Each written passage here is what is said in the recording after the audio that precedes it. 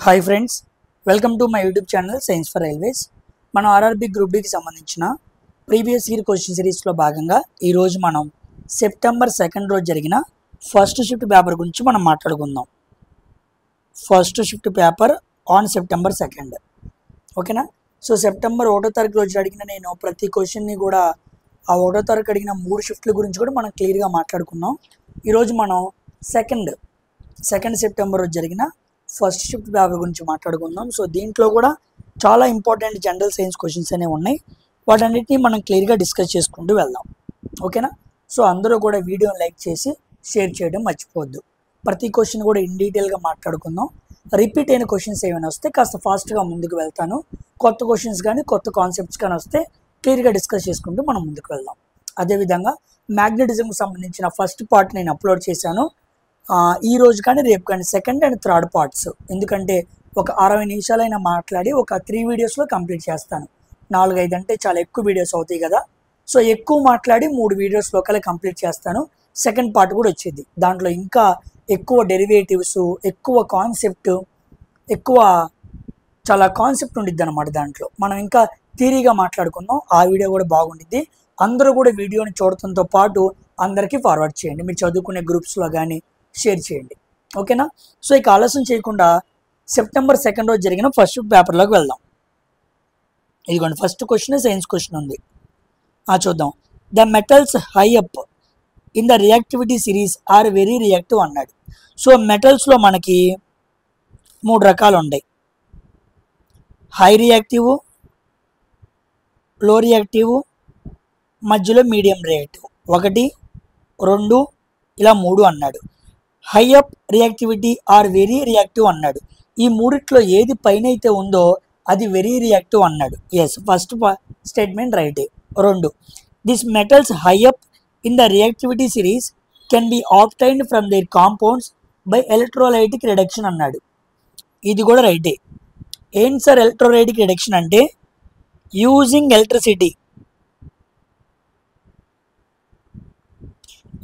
Electricity breakdown of ionic compounds to extract highly reactive metals. Highly reactive మెటల్స్ని extract చేయాలి అంటే ionic compounds break అవ్వాలి. అవి break అవ్వాలి అంటే ఎలక్ట్రిసిటీని ఉపయోగించి బ్రేక్ చేయాలి. That is called electrolytic reduction.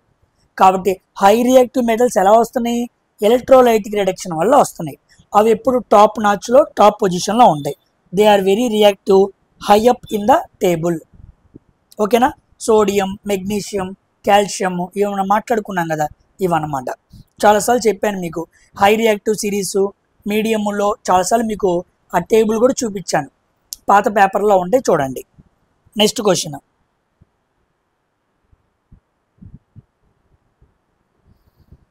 ఈ క్వశ్చన్ చూడండి, వెరీ వెరీ ఇంపార్టెంట్. ఇది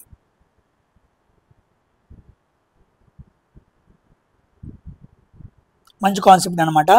ఏ ray of light incident and refracting surface AB of glass prism kept in air emerges out of the other refracting అన్నాడు. ఒక glass prism తీసుకున్నాడు ABC అని. ఇక్కడ AB అనేది ఏమో ఒక సైడు, ఏసి అనేది ఒకడేమో ఒక సైడ్. ఇప్పుడు రిఫ్రాక్టింగ్, యాంగిల్ ఆఫ్ ఇన్సిడెన్స్ ఎలా ఉంటే అని అడుగుతున్నాడు. చూద్దాం. The angle of refraction at surface AB is less than angle of incidence అంటున్నాడు. ఓకేనా? ఇక్కడ చూద్దాం. ఇదిగోండి, ఇదేమో యాంగిల్ ఆఫ్ ఇన్సిడెన్స్, ఇదేమో యాంగిల్ ఆఫ్ రిఫ్రాక్షన్. ఇక్కడ ఏబి తలం దగ్గర, ఏబి సైడ్ దగ్గర sine I, angle of refraction is always less than angle of incidence. ఇది R అన్నమాట. మళ్ళా రాస్తాను చూడండి, మీకు క్లియర్గా అర్థమైంది. Angle of refraction R1 less than the I1 అనమాట. So sine R1 less than the sine I1. So angle of refraction ఎప్పుడు కూడా ఇన్సిడెంట్స్ కన్నా తక్కువ ఉండిద్ది. ఎక్కడ? ఏబి అనే తలం దగ్గర. ఓకేనా? ఇప్పుడు ఇలా లైట్ రే వచ్చి ఇలా బయటకు వెళ్ళిపోతుంది. దీని ఇన్సిడెంట్ రే అంటారు, దీన్ని ఎమర్జెంట్ రే అంటారు. ఇప్పుడు బయటికి వెళ్ళేటప్పుడు అంటే ఏంటి, ఏసీ. ఏసీ దగ్గర ఎలా ఉండిద్ది అంటే చూడండి, angle of refraction, angle of incidence అనమాట greater than angle of refraction. So ఇక్కడ ఎలా ఉండిద్ది, angle of refraction at surface AC is more than angle of incidence అనమాట. సో రెండు స్టేట్మెంట్స్ రైటే. ఏబీ దగ్గర ఏమో యాంగిల్ ఆఫ్ రిఫ్రాక్షన్ తక్కువ ఉండిద్ది, ఏసీ దగ్గర ఏమో angle of refraction angle of incidence ఎక్కువ ఉండిద్ది అనమాట. సో ఇక్కడ దగ్గరేమో రిఫ్రాక్షన్ తక్కువ, సారీ ఇక్కడేమో రిఫ్రాక్షన్ తక్కువ, ఇక్కడేమో ఇన్సిడెన్స్ ఎక్కువ. వాడు అదే అన్నాడు, angle of refraction at surface AB is less than angle of incidence అన్నాడు. అదే జరిగిందనమాట. ఇక్కడ చూద్దాం, angle of refraction at surface AG is more than angle of incidence అన్నాడు. ఓకే, ఇలా రాయాలి, ఇక్కడ తప్పు రాశాను. Sine R2 is greater than sign I2 అనమాట. So angle of refraction is more అన్నాడు కదా, ఇదిగోండి more, greater than angle of incidence అనమాట. ఓకేనా. సో ఇక్కడ రిఫ్రాక్షన్ తక్కువ ఉండిద్ది, ఇక్కడ రిఫ్రాక్షన్ ఎక్కువ ఉండిద్ది. ఏబీ దగ్గర తక్కువ, ఏసీ దగ్గర ఎక్కువ. ఇది మనకి డిస్పర్షన్ అనే ప్రాపర్టీలో కనపడిద్ది. ఒక వైట్ ప్రిజం గుండా, ఒక గ్లాస్ ప్రిజం గుండా వైట్ లైట్ వెళ్ళినప్పుడు అది విబ్జిఆర్, VIBGYOR, కింద నుంచి పైకి వెళ్తే విబ్జిఆర్, పైన R ఉండిద్ది అనమాట. సో ఒక స్పెక్ట్రమ్ ఆఫ్ లైట్ అనేది విడిపోయిద్ది అనమాట, విడిపోయి రకరకాల లైట్స్గా కనపడిద్ది. సో విడిపోయేది అక్కడ ఏసీ దగ్గర అనమాట. ఓకేనా, అందుకే అక్కడ రిఫ్రాక్షన్ ఎలా ఉండిద్ది, ఎక్కువ ఉండిద్ది. So second option is the right answer. ఓకేనా, గుర్తుపెట్టుకోండి. Next question, which of the following points always lie on the principal axis of lines అన్నాడు, లెన్స్ అన్నాడు. ఇది ప్రిన్సిపల్ యాక్సిస్, ఇది లెన్స్. ఈ లెన్స్ మధ్యలో ఏముండిద్ది మనకి, ఆప్టికల్ సెంటర్ ఉండిద్ది, ఆప్టికల్ సెంటర్. దీన్ని ఓతో చూపిస్తూ ఉంటారు. సో లెన్స్ యొక్క ప్రిన్సిపల్ యాక్సిస్ మీద ఆప్టికల్ సెంటర్ మాత్రమే ఉండిద్ది, ఇది ఉండదు, ఇది ఉండదు. So only second option is the right answer. Only optical centre is available on the principal axis of lens అనమాట. నెక్స్ట్ క్వశ్చన్, ఇదిగోండి బయాలజీ నుంచి. The figure given below shows different stages of gradual decay of tooth in humans. Tooth decay, దంత క్షయం జరుగుతూ ఉండేది కదా, దాన్ని ప్రాసెస్గా చూపించాడు అనమాట. All of the following statements related to tooth decay. కింద చెప్పబడినవన్నీ కూడా టూత్ డికేకి సంబంధించినవే, ఆర్ ఎక్సెప్ట్ వన్. అన్ని కరెక్టే ఒకటి తప్ప. Which one is not correct. So దీంట్లో తప్పుడు ఆప్షన్, తప్పుడు స్టేట్మెంట్ ఏది అని అడిగాడు. ఫస్ట్ ఆప్షన్ చూద్దాం, no role of bacteria caused by virus. ఇదే తప్పుది, ఫస్ట్లోనే దొరికిపోయాడు. అసలు టూత్ డికే, దంతక్షయం అని జరిగేది దేనివల్ల అంటే it is an bacterial infection, it is bacterial infection. కానీ నో రోల్ ఆఫ్ బ్యాక్టీరియా అన్నాడు, అసలు బ్యాక్టీరియాతో సంబంధం లేదు అన్నాడు. సో ఫస్ట్ ఆప్షనే రాంగ్ ఆప్షన్ అనమాట, అది కరెక్ట్ స్టేట్మెంట్ కాదు. పాయింట్ మీకు అర్థమైందా?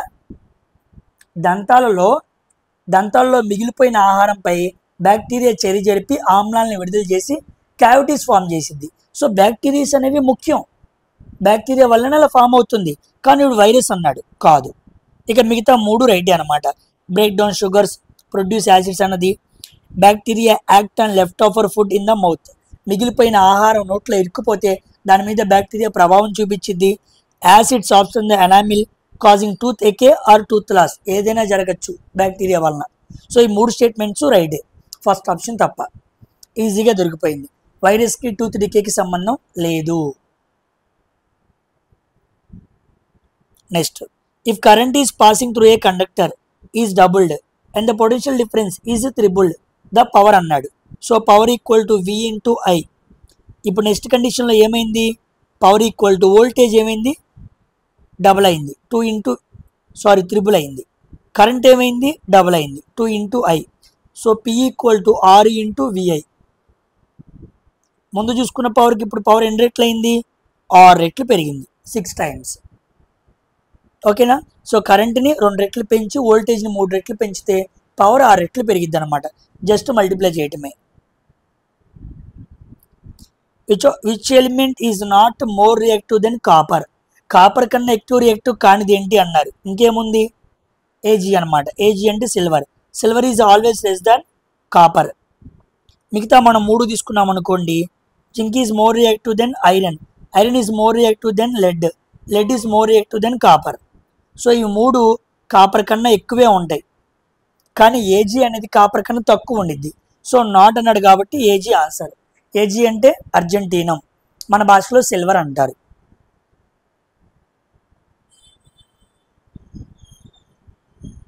An object placed in front of a concave mirror at a distance equal to focal length అన్నాడు. ఇది కాన్కేవ్ మిర్రర్, ఇదేమో పి, ఇదేమో ఎఫ్, ఇదేమో సి. ఒక ఆబ్జెక్ట్ని తీసుకెళ్ళి ఎక్కడ పెట్టాడంట, ఫోకల్ లెంత్ దగ్గర పెట్టాడంట. ఆబ్జెక్ట్ని ఎప్పుడైతే మనం ఫోకస్ దగ్గర పెడతామో, ఫోకల్ లెంత్ అంటే ఇదే అనమాట. ఇక్కడ నుంచి ఇక్కడ డిస్టెన్స్ని ఫోకల్ లెంత్ అంటారు. ఫోకల్ లెంత్ దూరంలో పెట్టాడన్నా ఫోకస్ దగ్గర పెట్టాడన్నా ఒకటే. సో ఆబ్జెక్ట్ని ఫోకస్ దగ్గర పెట్టాడు అంటే ఇమేజ్ ఎక్కడ ఫామ్ అయింది, ఇన్ఫినిటీ దగ్గర ఫామ్ అయింది. సో ఆన్సర్ ఈజ్ ఇన్ఫినిటీ అనమాట. ఒకవేళ రివర్స్, ఇమేజ్ని ఫోకస్ దగ్గర పెట్టాడు అనుకోండి, ఆబ్జెక్ట్ ఇన్ఫినిటీ దగ్గర ఫామ్ అయింది. కాన్కేవ్ కండిషన్స్లో ఇవి మనం ఆల్రెడీ నేర్చుకున్నాం. ఓకేనా, simple question.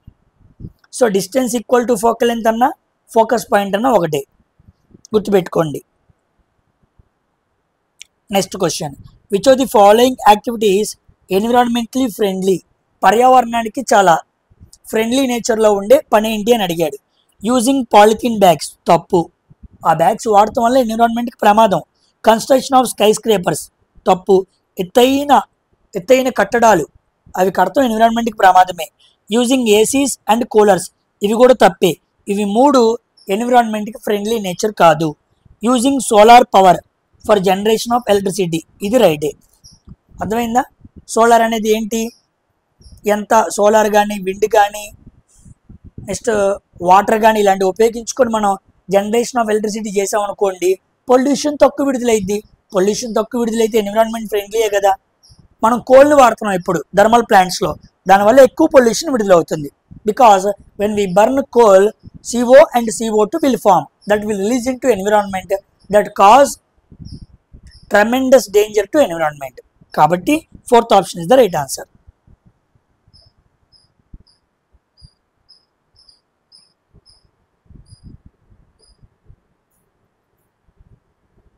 Next question, clouds appear white during the sunshine because the particles in the cloud are then the wavelength of the different colors in the white light coming from the sun, and all colors of white light are scattered by dash amount అన్నాడు. Simple. Clouds అనేవి ఎందుకు white లైట్లో కనపడుతున్నాయి, ఎందుకు వైట్గా కనపడుతున్నాయి అంటే, clouds లోపల ఉండే పార్టికల్స్ ఎలా ఉంటాయి, లార్జర్ పార్టికల్స్ కాబట్టి అవి వైట్ కలర్లో కనపడుతూ ఉన్నాయి. రెండో క్వశ్చన్, అబౌట్ ద సేమ్ అన్నాడు. Colours of the white light are scattered by same amount అంటే ఇక్కడ అర్థం ఏంటి అంటే, ఇది సన్లైట్ నుంచి వచ్చే మనకి విజిబుల్ లైట్ ఉంది కదా, ఈ విజిబుల్ లైట్కి ఉండే వేవ్ లెంత్ కన్నా ఒక క్లౌడ్ తీసుకున్నప్పుడు క్లౌడ్ లోపల కొన్ని పార్టికల్స్ ఉంటాయి, ఆ పార్టికల్స్కి లార్జర్ వేవ్ లెంత్ ఉండిద్ది, దీంతో పోల్చుకుంటే ఎక్కువ వేవ్ లెంత్ ఉండిద్ది.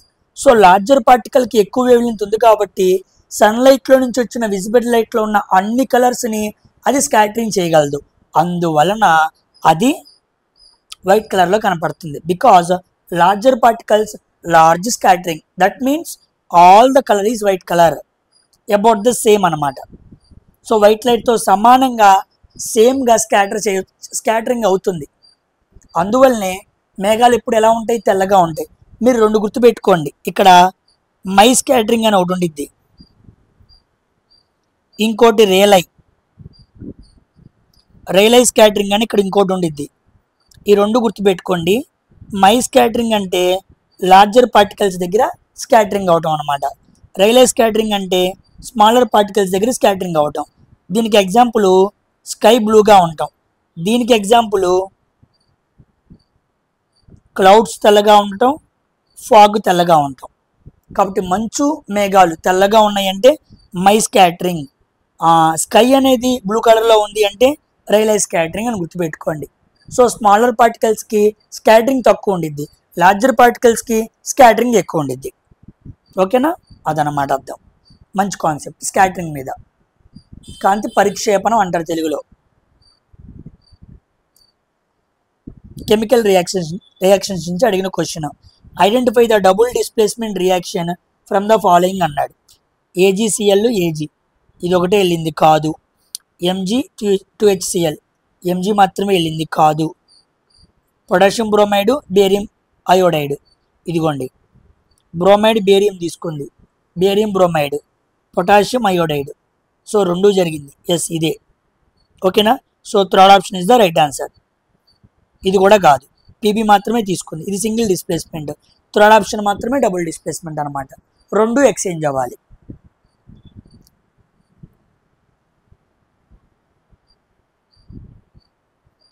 when 6 worms connected in parallel combination, the resultant resistance అన్నాడు 1/6, 1/9, 1/6. ఎల్సిఎం ఎంత 18, 6 మూళ్ళు 9 రెండ్లు 6 మూళ్ళు, 3 2 6, 6 3 8, 8/18, 2 4లు 2 9లు, 9/4, 4 2 8, 2.5 వచ్చింది. సో 2.5 ప్యారల్లో ఉన్నప్పుడు 1/R1, 1/R2, 1/R3 యాడ్ చేయడమే.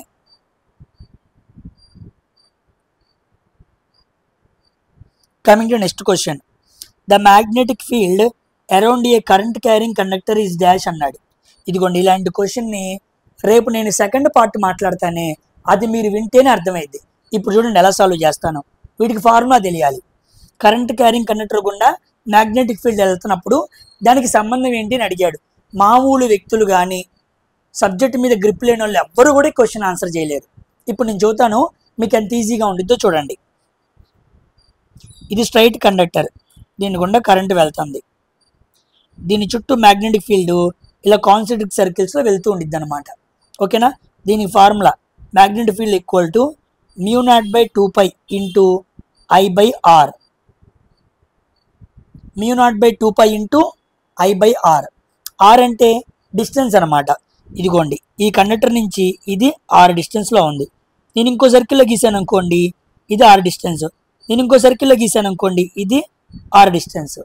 అంటే మ్యాగ్నెటిక్ ఫీల్డ్ అనేది కరెంట్కి ఎలాగుంది, డైరెక్ట్లీ ప్రపోర్షనల్గా ఉంది. మ్యాగ్నెటిక్ ఫీల్డ్ అనేది డిస్టెన్స్కి ఎలా ఉంది, ఇన్వర్స్లీ ప్రపోర్షనల్గా ఉంది. R అంటే డిస్టెన్స్, రేడియస్ కాదు, గుర్తుపెట్టుకోండి. కాబట్టి కండక్టర్ నుంచి దూరం వెళ్ళే కొద్దీ మ్యాగ్నెటిక్ ఫీల్డ్ ఏమవుతుంది, తగ్గుతుంది. అవునా కాదా? ఇప్పుడు చూడండి, decreases with increase in distance. Yes, ఇదే right. Magnetic field decreases with increase in distance. అదే పాయింట్. ఆర్ పెంచాననుకోండి, డిస్టెన్స్ పెరిగింది, increase in distance. Magnetic field ఏమైంది, తగ్గిద్ది. ఇదిగోండి చూసారా? అంటే నువ్వు ఈ 4 స్టేట్మెంట్స్ అర్థం చేసుకోవాలంటే ముందు నీకు ఈ ఫార్ములా ఐడియా ఉండాలి. ఈ ఫార్ములా నీకు తెలియపోయినా అర్థం చేసుకోకపోయినా నీకు కష్టం. నువ్వు పైపైన చదువుకొని వెళ్ళావు అనుకో, పెట్టలేవు. చూసారా క్వశ్చన్ ఎలా ఉందో? నువ్వేం గుర్తుపెట్టుకుంటావు, ఎన్ని స్టేట్మెంట్స్ని గుర్తుపెట్టుకుంటావు? సింపుల్, ఒక ఫార్ములా గుర్తుపెట్టుకోవాలా, అడిగినవి ఏమైనా చెప్పగలగాల, అలా నేర్చుకోవాలి. నెక్స్ట్ పార్ట్ 2లో వస్తాయి అన్నమాట ఇలాంటివన్నీ. అక్కడ మీకు క్లియర్గా అర్థమైంది. అక్కడ చూసిన తర్వాత అప్పుడు ప్రాక్టీస్ చేయి, నీకు ఒక్క క్వశ్చన్ కూడా రాంగ్ పోదు. నేను మ్యాగ్నెటిజం మాట్లాడిన తర్వాత మీకు క్వశ్చన్ రాంగ్ అవ్వదు. ఏదో నువ్వు తప్పు చేయటం తప్ప అసలు క్వశ్చన్ బయటికి వెళ్దాం. మీరు జాగ్రత్తగా ఒళ్ళు దగ్గర పెట్టుకొని నేర్చుకుంటే 1 క్వశ్చన్ కూడా మిస్ అవ్వదు.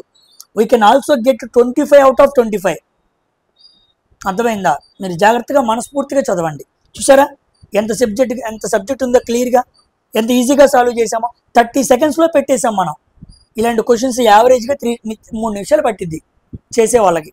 చదివి అన్నీ అర్థం చేసుకుంటూ ఉంటారు. నెక్స్ట్ క్వశ్చన్,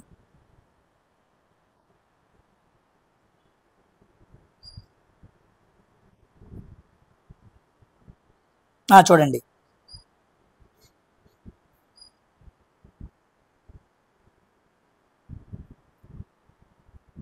ఈ జెనెటిక్స్ నుంచి అడిగిన question. In Mendel experiment, when F1 generation plants were self-pollinated, that was genotypic ratio అన్నాడు. రెండు రకాల రేషియోలు ఉంటాయండి, ఫీనోటైపిక్ రేషియో, ఇంకోటి ఏమో జీనోటైపిక్ రేషియో. ఫీనోటైపిక్ రేషియో అంటే పైకి కనపడతాయి అన్నమాట, జీనోటైపిక్ రేషియో అంటే పైకి కనపడవు అన్నమాట. ఓకేనా. ఇప్పుడు చూద్దాం. ఒక మేల్, ఇదిగోండి ఒక మేల్, ఎత్తుగా ఉన్న ఒక మేల్ని తీసుకుందాం. ఓకేనా. పొట్టిగా ఉన్న ఒక ఫీమేల్ని తీసుకుందాం. వీళ్ళిద్దరికి క్రాస్ చేసాం. క్రాస్ చేసినప్పుడు పిల్లలు పుట్టాలి. పిల్లలు పుట్టినప్పుడు ఎటువంటి రకాల పిల్లలు పుడతారు అని తెలియడానికి ఇదిగోండి ఇలా capital T small T, capital T small T తీసుకొని ఇలా జరిపాడు అనమాట. దీని అర్థం ఏంటి? టాల్ అని అర్థం. దీని అర్థం ఏంటి? టాల్ అని అర్థం. దీని అర్థం ఏంటి? టాల్ అని అర్థం. దీని అర్థం ఏంటి? డార్ఫ్, మరుగుజ్జు అని అర్థం. అర్థమైందా? ఇప్పుడు ఒక మేల్ పొడవాటి పర్సన్ని, ఒక ఫీమేల్ షార్ట్ పర్సన్ తీసుకొని మనం రెండింటిని కలిపామనుకోండి, క్రాస్ చేసామనుకోండి, జీనోటైపిక్. ముందు ఫీనోటైపిక్ చూద్దాం.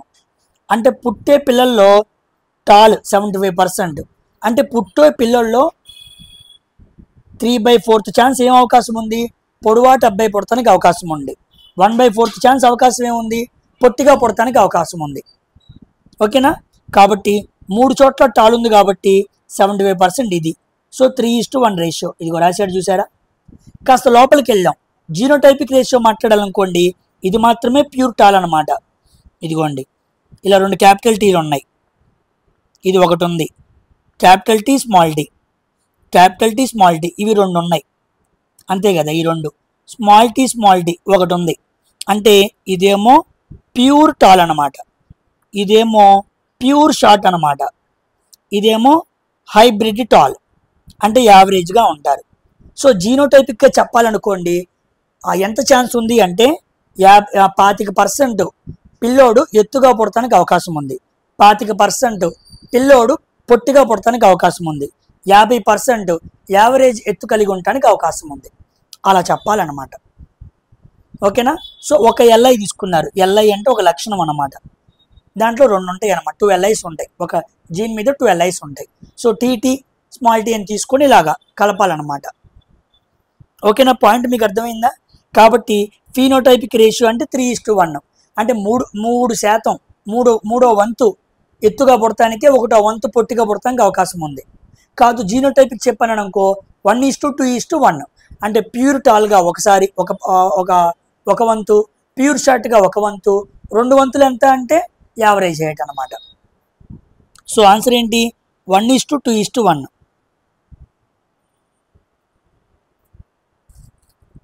వాడు ఏమడిగాడు? జీనోటైపిక్ అడిగాడు. ఇదిగోండి జీనోటైపిక్ రేషియో. ఒకవేళ ఫీనోటైపిక్ అడిగాడు అనుకోండి 3:1 చెప్పాలి. ఓకేనా. ఇదన్నమాట క్వశ్చన్. కాస్త జెనెటిక్స్ మీద ఐడియా ఉన్న వాళ్ళకి అర్థమైంది, మిగతా వాళ్ళకి కష్టం.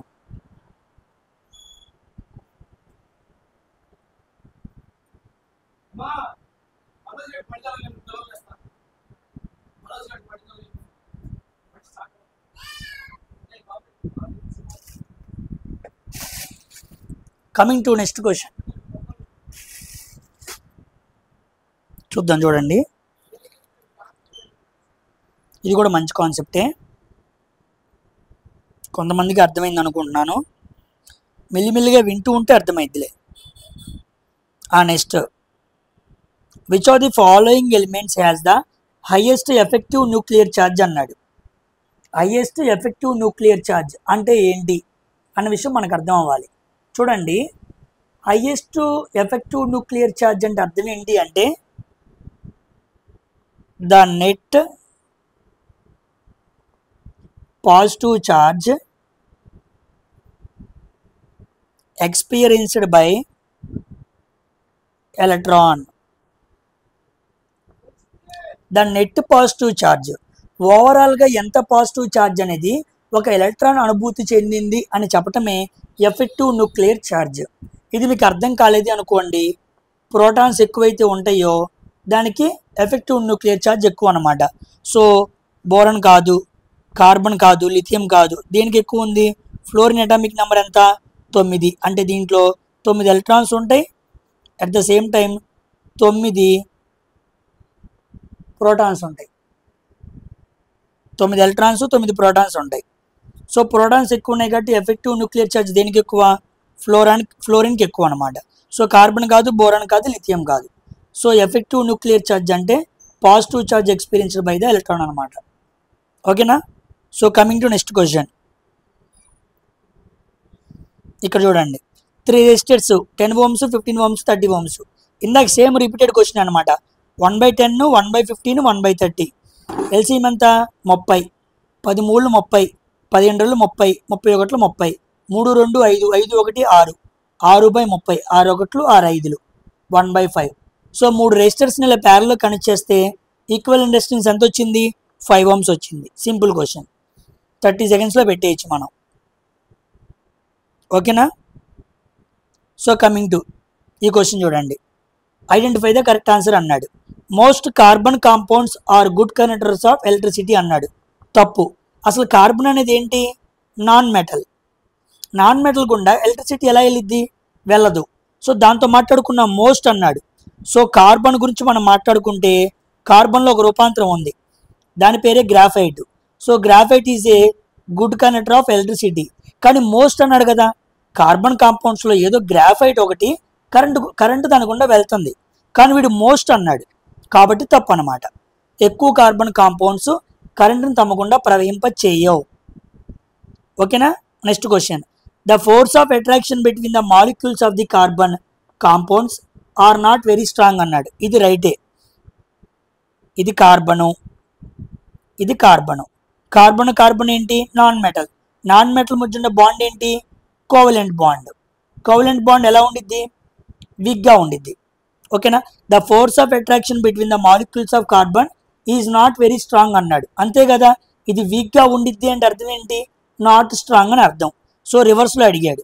So statement 2 is correct, statement 1 is incorrect. First option is the right answer. రెండో స్టేట్మెంట్ తప్పు, రైట్. మొదటి స్టేట్మెంట్ తప్పు అనమాట. అయానిక్ కాంపౌండ్స్ అనేవి ఎప్పుడు కూడా స్ట్రాంగ్గా ఉంటాయి. ఒక మెటల్కి నాన్ మెటల్కి మధ్య బాండ్ అయ్యే ఫామ్ కాబట్టి. కోవలెంట్ బాండ్ అనేది నాన్ మెటల్ అందుకే వీక్ ఉంటాయి కాబట్టి నాట్ స్ట్రాంగ్ అనేది రైట్. రివర్స్లో అడుగుతున్నాడు questions. Coming to next question,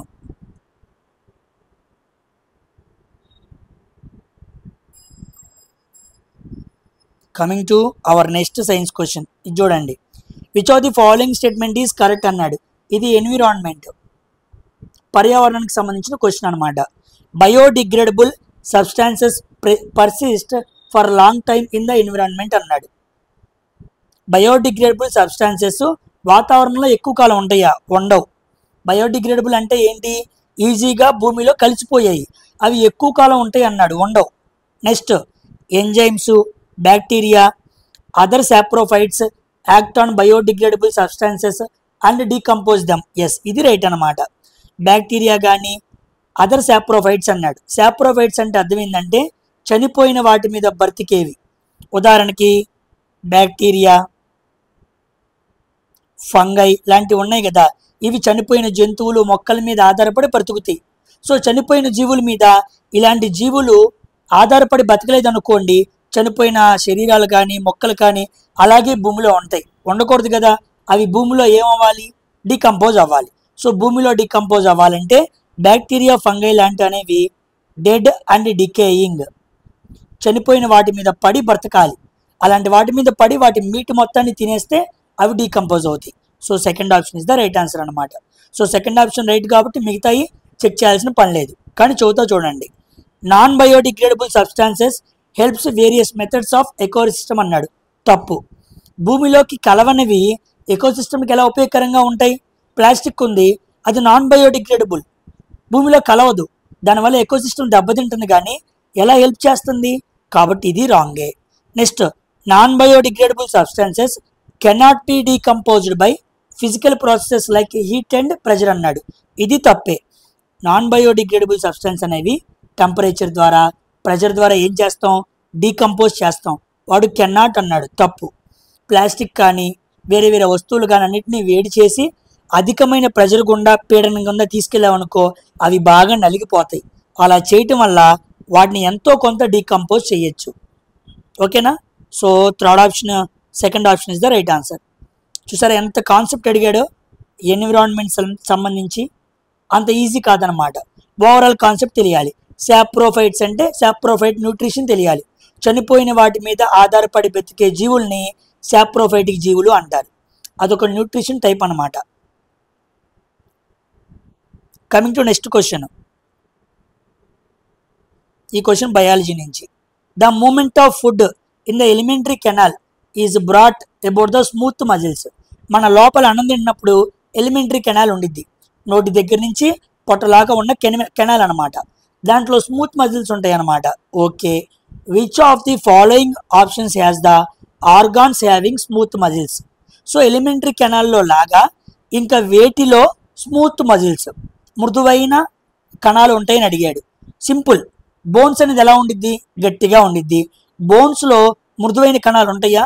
ఉండవు. కాబట్టి బోన్స్ కాదు, బోన్స్ కాదు, బోన్స్ కాదు. ఆన్సర్ ఏంటి? First option. చూసారా, ఐరిస్ ఆఫ్ ది ఐ, కనుపాప లోపల మృదువైన కణాలు ఉంటాయి. బ్రాంకై ఆఫ్ లంగ్స్, శ్వాసనాళాలు, మృదువైన కణాలు ఉంటాయి. యురేటర్స్ అంటే మూత్రనాళాలు. యూరిన్ బయటికి రావాలి కదా, యురేటర్స్ అనమాట. సో మూత్రనాళాలు, శ్వాసనాళాలు, ఐరిస్ అనమాట. కంటి లోపల ఐరిస్. వీటి లోపల ఏ మజిల్స్ ఉంటాయి? స్మూత్ మజిల్స్ ఉంటాయి. ఈ మూడిట్లోనూ ఉండదు, బికాస్ బోన్స్ ఉంది కాబట్టి. ఐరిస్ గుర్తుపెట్టుకోండి. ఐరిస్ అంటే అర్థం ఏంటి? మన కంటిలోకి ఎంత అమౌంట్ ఆఫ్ లైట్ వెళ్ళాలి అని కంట్రోల్ చేసేది మన కంటిలోని ఐరిస్ అనమాట.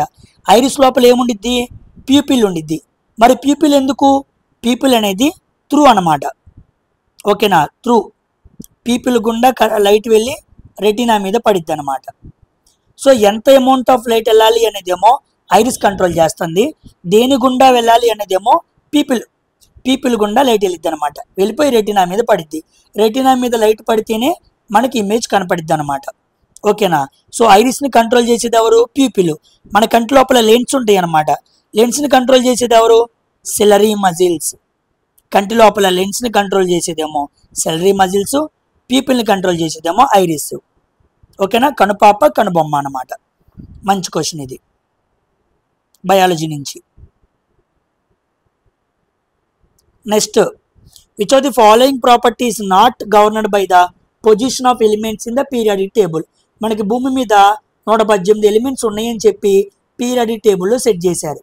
సో ఆ 118 ఎలిమెంట్స్ అటామిక్ సైజ్ ఆధారంగా, వ్యాలెన్సీ ఆధారంగా, electrons present in the outermost shell, ఇలాంటి వాటి ఆధారంగా పెట్టారు తప్ప కలర్ని బట్టి కాదు. సో ఎంతోమంది శాస్త్రవేత్తలు ఆలోచించి 118 అద్భుతమైన మూలకాలని పీరియాడిక్ టేబుల్లో పెడతానికి గల కారణం ఈ కారణాలు. ఇది కాదనమాట. కలర్ ఆధారంగా ఎప్పుడు కూడా మనం డివైడ్ సెగ్రిగేషన్ చెయ్యము. ఓకేనా? So fourth option is the right answer. వాడు నాట్ అన్నాడు కదా, చూడాలి. వాడు రివర్స్లో అడుగుతున్నాడు క్వశ్చన్స్ అన్ని. ఈ క్వశ్చన్ చూడండి, simple question, application oriented. Which of the following is not used a plaster of Paris? Plaster of Paris ఎక్కడ వాడరు అన్నాడు. Manufacturing of glass, soap, paper. అసలు గ్లాసు, సోపు, పేపర్లో పిఓపి ఎందుకు వాడతారు? వాడరు. Next, used in plaster and supporting fractured bones. Yes, కట్లు కట్టేటప్పుడు పిఓపి వాడతారు. Making toys, materials, decoration for making surfaces smooth. మన ఇంటి సీలింగ్స్ స్మూత్గా ఉండటానికి పిఓపి వాడతారు.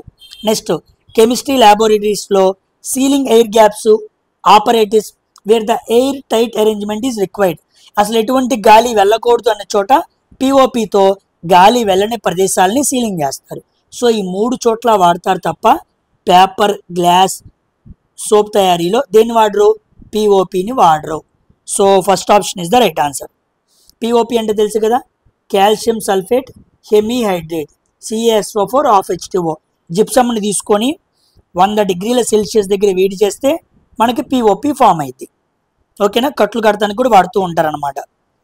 నెక్స్ట్ క్వశ్చన్, ఇది వెరీ వెరీ ఇంపార్టెంట్ క్వశ్చన్, చాలాసార్లు చెప్పాను నేను. Which of the following statement is incorrect regarding surgical methods for birth control? సామాన్యంగా బర్త్ను కంట్రోల్ చేయడానికి రకరకాల మెథడ్స్ ఉన్నాయి, కానీ దాంట్లో ఇన్కరెక్ట్ అని అడిగాడు. ఫస్ట్, బర్త్ కంట్రోల్ చేయడానికి బెస్ట్ మెథడ్ ఏంటి అంటే సర్జికల్ మెథడ్, అంటే ఆపరేషన్ చేయించుకోవడం అనమాట. ఇది కాకుండా కాండోమ్స్ వాడి బర్త్ కంట్రోల్ చేసిన బెస్ట్ మెథడ్ కాదు. కాపర్ టీ అనే దాన్ని స్త్రీల యొక్క యూటరస్ పట్లోకి పెడతాడనమాట, అది కూడా బెస్ట్ మెథడ్ కాదు. పిల్స్, కాంట్రసెప్టివ్ పిల్స్ అంటే గర్భం రాకుండా ఉండటానికి పిల్స్ వాడతారే, ఇవి మూడు కూడా బర్త్ కంట్రోల్ చేయడానికి అసలైన మంచి పద్ధతులు కాదు. మంచి పద్ధతి అంటే ఏంటి? సర్జికల్ మెథడ్, ఆపరేషన్ చేయించుకోవడమే బర్త్ని కంట్రోల్ చేయడానికి బెస్ట్ మెథడ్ అనమాట. ఇప్పుడు చూద్దాం. They block gamete transport and prevent fertilisation అన్నాడు.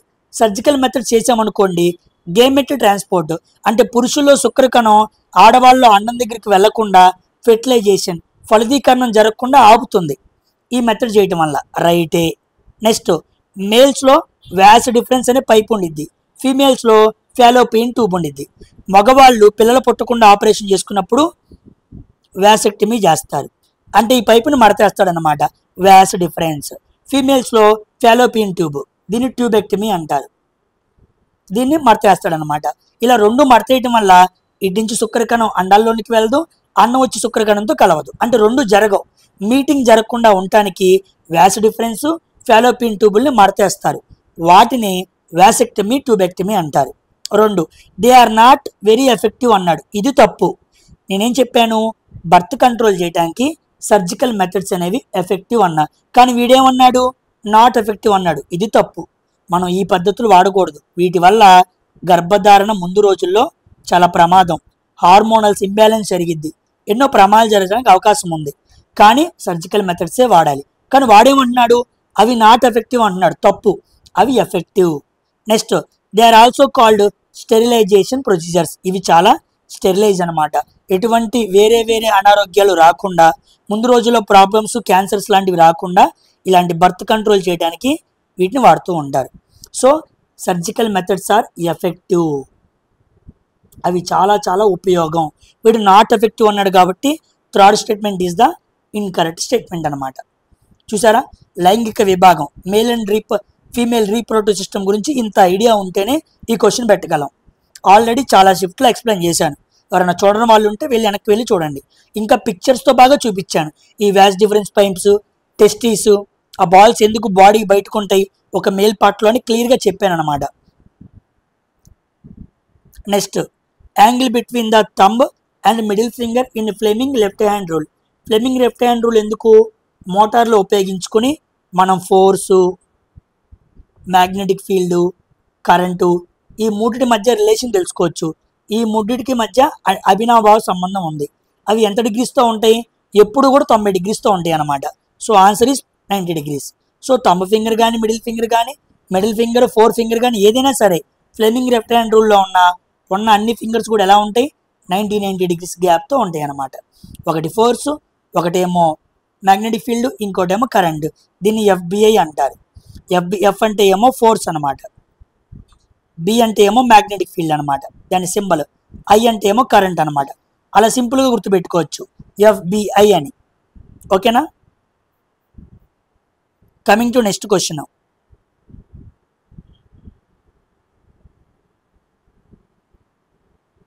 What is the main difference between the observed between the slide of a human cheek cells, okay, and a slide of a onion peel, okay, when viewed under a compound microscope.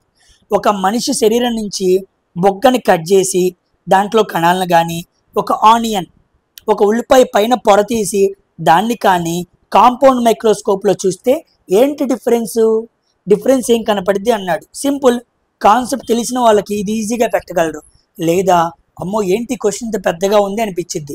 Simple, presence of cell wall in the onion peel cells. మనం ఎప్పటి నుంచో చదువుకుంటున్నాం, animal cell, plant సెల్లో ఏముండిద్ది? Cell wall ఉండిద్ది. కాబట్టి onion పీల్లో cell wall కనపడుతుంది. Animal సెల్లో ఏముండదు? సెల్ వాల్ ఉండదు. కాబట్టి బొగ్గను కట్ చేసి ఆ లోపల ఉన్న కణాలని కాంపౌండ్ మైక్రోస్కోప్లో చూస్తే వాటికి కణత్వచం అనేది ఉండదు, సెల్ వాల్ అనేది ఉండదు అనమాట. ఓకేనా? సో యానిమల్ సెల్లో cell wall is absent, plant సెల్లో సెల్ వాల్ ఈజ్ ప్రెజెంట్. దాన్ని ఇండైరెక్ట్గా అడిగాడు అనమాట. చూసారా, తెలిసిన విషయమే కానీ మనకు తెలియనట్టుగా అడుగుతూ ఉన్నాడు. ఇలాంటివి తెలియాలి అంటే పీవైక్యూస్ని అనాలిసిస్ చేయాలి. ఓకేనా? మీరు ఆల్రెడీ చూసారనుకో మీకు ఒక అవగాహన క్రియేట్ అయ్యింది. మీరు ఇప్పుడే ఫస్ట్ టైం చూస్తే మీరు టెన్షన్ పడతారు, ఏంటి ఇలా అడిగాడు, ఎలా ఆలోచించాలని ఇబ్బంది పడతారు. అదే అన్ని క్వశ్చన్స్ని ఒకసారి చూస్తే యూ హ్యావ్ ఇన్ఫరెన్స్, నీకు చూసిన అనుభవం ఉంది కాబట్టి అనుభవ జ్ఞానం మిమ్మల్ని ఎప్పుడు కూడా తప్పులో పడేలా చేయదు. ఓకేనా? నెక్స్ట్ సైక్లో ఎగ్జేన్ అన్నాడు. ఎగ్జేన్ అంటే 6, సైక్లో అంటే అంత సైకిల్గా కలిసిపోవాలన్నమాట. ఇక్కడ కార్బను, ఇక్కడ కార్బను, ఇక్కడ కార్బను, ఇక్కడ కార్బను, ఇక్కడ కార్బను, ఇక్కడ కార్బన్ ఉంది. కార్బన్ 4 బాండ్స్ ఫామ్ చేయగలదు. 1, ఇక్కడ 2, మొత్తం 4 అయినాయి. 1 2 1 2 1 2 1 2 1 2 చూడండి 4 బాండ్స్ చూపిస్తా. ఇది కార్బన్ 1 2 3 4. ఈ కార్బన్ చూసుకోండి 1 2 3 4. ఈ కార్బన్ చూసుకోండి 1 2 3 4. కార్బన్ ఎప్పుడు 4 బాండ్స్ ఫామ్ చేసేలాగా ఇలా డిజైన్ చేయాలి. ఇప్పుడు దీనికి ఫార్ములా రాసామనుకోండి, కార్బన్లు ఎన్ని ఉన్నాయి? 6 ఉన్నాయి. 1 2 3 4 5 6 7 8 9 10 11 12. హైడ్రోజన్లు 12 ఉన్నాయి. సో C6H12 అనేది సైక్లోమీథేన్ యొక్క ఫార్ములా అనమాట. ఈ 3 తప్పు. సైక్లో అంటే క్లోజ్ అవ్వాలి అని ఒక చిన్న ఐడియా ఉంటే ఎగ్జైన్ స్టార్ట్ చేసుకుని క్లోజ్ చేసుకోవచ్చు అనమాట. రేపు ఆక్టీన్ అని అనుకోండి, అప్పుడు 8 కార్బన్లు పెట్టి క్లోజ్ చేస్తాను. ఓకేనా? కాన్సెప్ట్ అనమాట. వెరీ వెరీ ఇంపార్టెంట్ క్వశ్చన్ ఇది, చూడండి. Which of the following organisms shows parasitic nutritive strategy అన్నాడు. పారాసిటిక్ న్యూట్రిషన్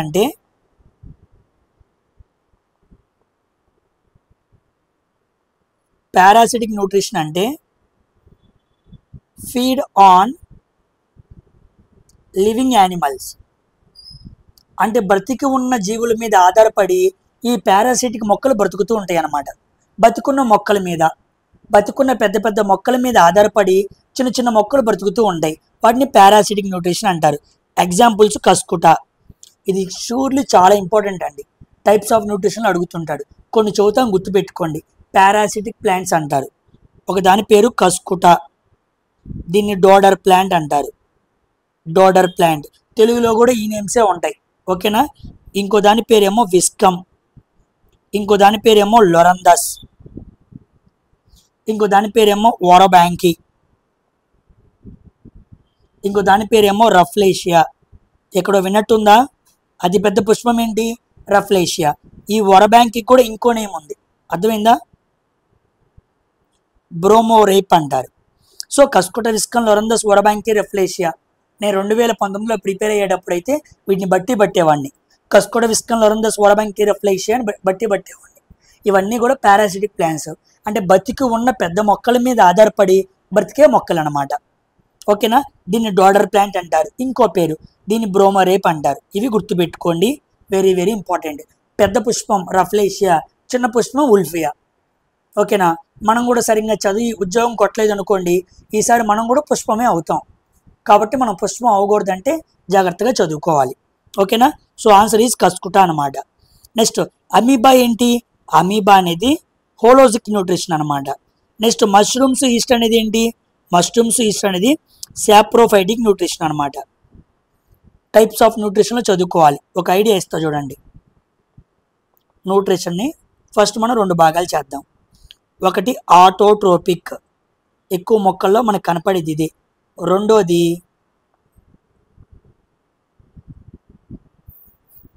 ఒకటేమో ఆటోట్రోపిక్, ఇంకోటి ఏమో హెటిరోట్రోపిక్ అనమాట. హెటిరోట్రోపిక్లో మళ్ళీ 3 భాగాలు ఉంటాయి. ఒక దాని పేరు సాప్రోఫైటిక్, ఇంకో దాని పేరేమో పారాసిటిక్, ఇంకో దాని పేరేమో హోలోజిక్. ఇప్పుడు నేను ప్లాంట్స్ చెప్పాను కదా, జీవులు చెబుతాను. జీవుల్లో కూడా కామన్ అనమాట.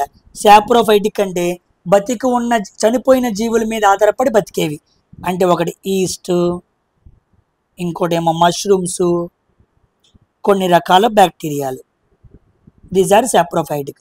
పారాసిటిక్ అన్నారనుకోండి, లీచ్, జలగ, లైస్, పేను, టేప్ వామ్, ఇలాంటివి అనమాట. మస్కిటో, ఇవన్నీ ఏంటి? పారాసిటిక్. బతికున్న మన మీద ఆధారపడి అవి బతుకుతూ ఉన్నాయి. జీవులే లేవనుకోండి, మనమే లేకపోతే రక్తం పీల్చుకునిద్దా? జలగా దోమ రక్తం పీల్చుకునిద్దా? పేను లోపల ఉండి మన తలలో ఉండిద్దా? మనం బతికున్నాం కాబట్టే కదా, అదనమాట. నెక్స్ట్ హోలోజిక్. హోలోజిక్లో అమీబా, హ్యూమన్ బీయింగ్స్ వస్తాడు. ఎన్ని ఎగ్జామ్స్లో అడిగాడు హ్యూమన్ బీయింగ్స్లో ఉండే న్యూట్రిషన్ ఏంటి అని. హోలోజిక్ గుర్తుపెట్టుకోండి. ఇంజెక్షన్ ద్వారా తీసుకోవటం అనమాట. ఇది న్యూట్రిషన్. మీరు ఇంకా లోపలికి వెళ్తే క్లియర్గా దాని గురించి చాలా విషయాలు చెప్పబడి ఉంటాయి. I'm giving an outer line idea, మీకు ఐడియా క్రియేట్ చేయడానికి చూస్తున్నాను అనమాట. సో కస్కుట అనేది ఆన్సర్ అనమాట. ఇది ప్లాంట్స్లో వెరీ వెరీ ఇంపార్టెంట్ బిట్ పడే సెక్షన్. ప్లాంట్స్లో న్యూట్రిషన్ గురించి, న్యూట్రిషన్ కింద ఈ కాన్సెప్ట్ ఉండిద్ది. ఓకేనా? సో మనం సెప్టెంబర్ 2వ తారీఖు జరిగిన ఫస్ట్ షిఫ్ట్ పేపర్ కూడా మాట్లాడుకుందాం. కుదిరితే నెక్స్ట్ రోజుల్లో సెకండ్ అండ్ థర్డ్ షిఫ్ట్ గురించి మాట్లాడుకుందాం. ఓకేనా? అందరూ కూడా వీడియోని లైక్ చేసి అందరికీ షేర్ చేయడం మర్చిపోవద్దు. ఎంతో కాన్సెప్ట్ మీకు అందిస్తున్నాను. ఆ కాన్సెప్ట్ అందరి దాకా వెళ్ళాలి కదా. సో చాలామంది డబ్బులకి ఏమని చెబుతున్నారు, నేను ఫ్రీ ఆఫ్ కాస్ట్ చెబుతున్నాను. సో ప్లీజ్ షేర్, అందరికీ ఫార్వర్డ్ చేయండి. ఓకేనా? మరొక వీడియోతో కలుద్దాం. Until then thank you very much for watching science for railways. Bye.